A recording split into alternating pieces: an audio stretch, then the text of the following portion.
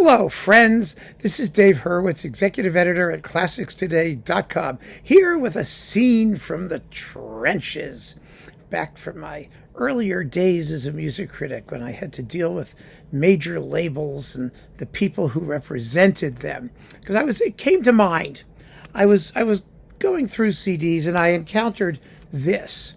This is Colin Davis's second recording of Berlioz's Romeo and Juliet. He made it for Philips. This was licensed to this super budget Newton Classics label, which was some sort of spin-off of Universal or Polygram or whatever it was then, and sold super cheap because it only lasted in the catalog when it was new for about 10 minutes. It was recorded. Let us see when it was recorded so that we can get some sense of this thing. 1998 or thereabouts, with the Vienna Philharmonic. And it's the Vienna Philharmonic. It was a deluxe production. And of course, Davis went on to do it yet again with the LSO on their own label, which makes for two LSO Romeo and Juliets. The original one being from 1968, also on Philips. It was insane. So this was made at the end of the period when the major labels were self-destructing. And they were self-destructing. Let me just make sure I have the date right, if I can see this. 1996, I'm sorry. And it was reissued here in 2011. So it had a whopping 15-year life before, well, it wasn't available for all of those 15 years, but before it reappeared. Anyway, I was looking at it, and then all of a sudden, all these happy memories came to mind. Let me just tell you a story. Back in the day, Universal, at one point in its life, had fabulous offices in its brand new Universal building, wherever it was. It was on 8th Avenue and 50-something Street. It was a brand new building, and each of the three Universal labels, Philips, Decca, and Deutsche Grammophon, which were all separate then, had their own offices, and it had their own label manager. Each one had their own label managers and PR people and all of that. But they were all on the same floor.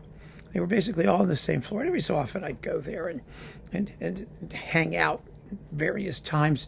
It turned out that the guy who was the at one point became the head of Deutsche Grammophon had been my student at Stanford, so I could pop by once in a while and say hello.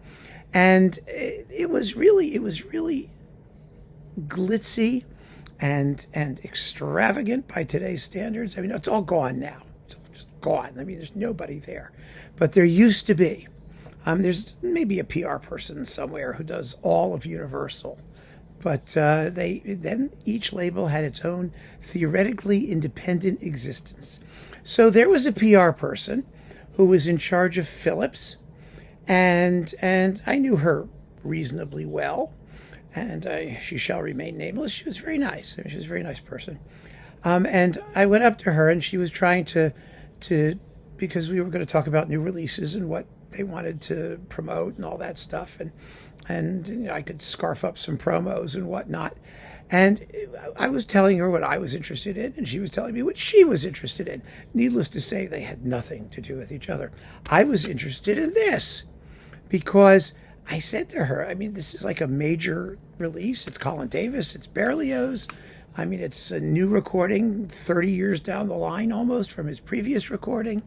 They must have invested a lot of money paying for the Vienna Philharmonic and Olga Borodina and Thomas Moser and Alastair Miles and the Bavarian Radio Symphony Choir. Really a primo concatenation of artists. And she said to me, no, I'm not, I've been told not to promote that. And I just looked at her and said, what do you mean you've been told not to promote it? It's not a priority. I said to her, it must have cost you a fortune to make this thing. How could it not be a priority? And she said, well, I'm told it's just not a priority. I said, well, then why are you releasing it? She said, well, we had it in the can, and it was recorded, and it's not a priority. I said, well, okay, but I'd like to write about it anyway. I'm interested. Don't you want the promotion? Some sort of something? to give it a little bit of a push. I mean, this was before ClassicsToday.com existed. I was just writing for various magazines at the time.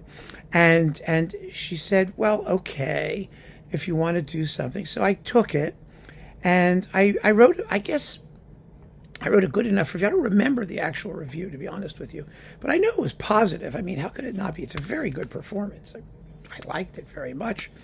And, I said it was really good and all this stuff. And I talked to her a couple weeks later, after the review came out. I called her up and I said, well, did you see the review? And she said, yeah, I got in a lot of trouble for that. I said, you what? She said, yeah, I got in trouble for it. They didn't want me to promote it. I said, well, you didn't. You told me not to. How could you get in trouble for that? I voluntarily decided to write about it. She said, well, yes, they were blaming me. They're blaming me because they know you were here, and I tried to push whatever, I don't know, whatever it was. I mean, it was, the blind singing guy or somebody, I don't know who it was, somebody on one of their labels who I couldn't have cared less about, that was their priority for that month or that year or whatever it was. And so she was really bummed out. And I said, well, but, maybe you'll sell a couple. She said, nah, they're not promoting it. It's not going to sell. I mean, they're not putting it in stores. They're not. I was like absolutely dumbfounded. If I were in Australia, I would have been gobsmacked. That they were investing all of this money and doing absolutely nothing for the product.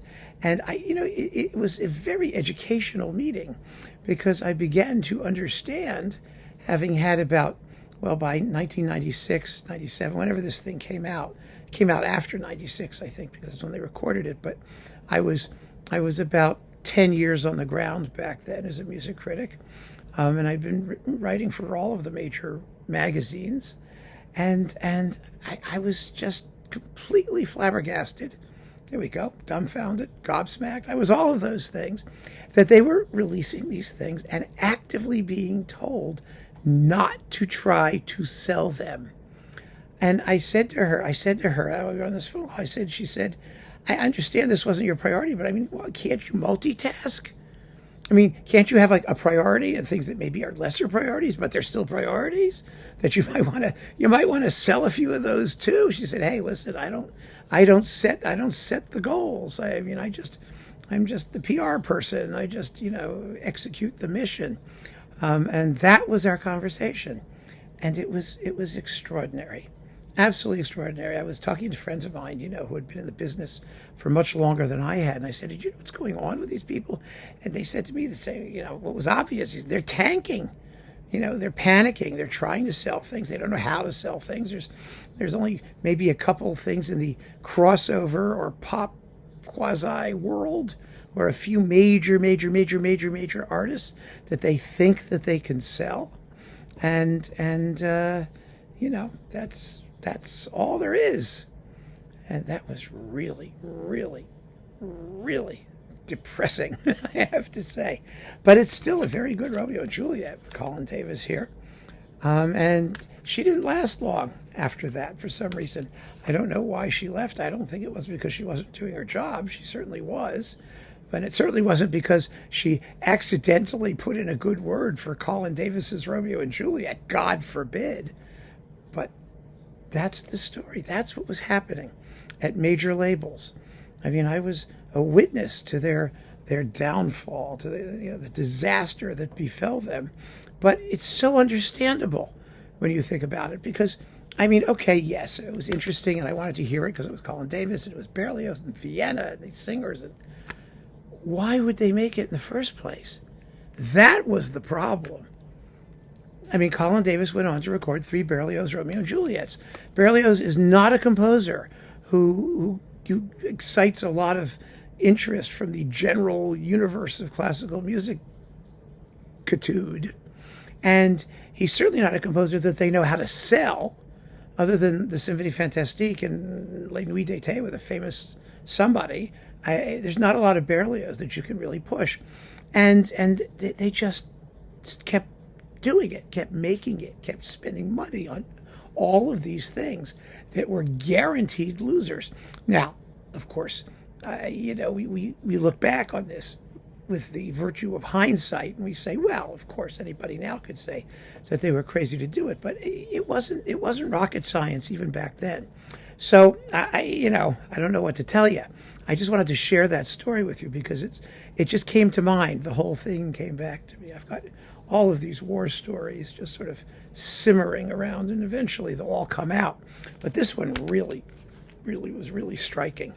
And here we have the budget anonymous reissue, essentially, of what should have been a major production by any standard. There was a time when a new recording of Berlioz's Romeo and Juliet was a big deal because they were rare.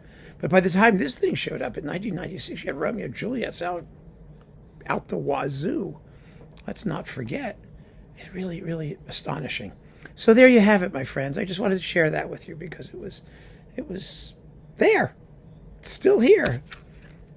I mean, that's it. This is the residue of that absolutely insane period in record history. So keep on listening, friends. Thanks for joining me. Take care.